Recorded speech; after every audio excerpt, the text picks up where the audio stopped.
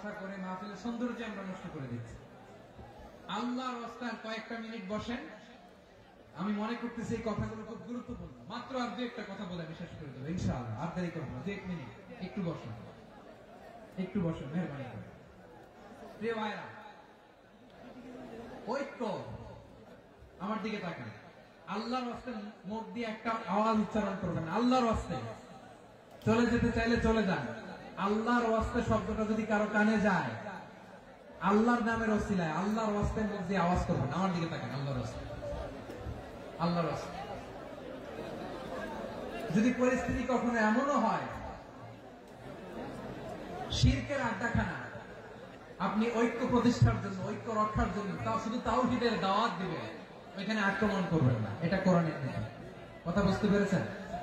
সামনে শিরকের কি কথা কানা, শিরকের কি আড্ডাখানা, আখড়া। কিন্তু ঐক্য বজায় রাখার জন্য, গৃহযুদ্ধ এড়ানোর জন্য আপনি শুধু এটা যে শিরক, এটা হারাম, এটা থেকে তোমরা বেঁচে থাকো, শুধু দাওয়াত দিবেন, আপনি আক্রমণ করবেন না। এটা কোরআনের বিধান। সুবহানাল্লাহ কইবেন না? এই চমৎকার ঘটনাগুলো আপনারা শোনাইতে পারবো এরকম বিশৃঙ্খলা করলে। মূসা আলাইহিস সালাম আল্লাহর সাথে সরাসরি কথা বলতেন। ওয়া কাল্লামাল্লাহু মূসা তাকলিমা। সুবহানাল্লাহ পড়েন, সুবহানাল্লাহ। আওয়াজ তুলে সবাই বলেন সুবহানাল্লাহ। এখন বনি ইসরাইল হচ্ছে পৃথিবীর সব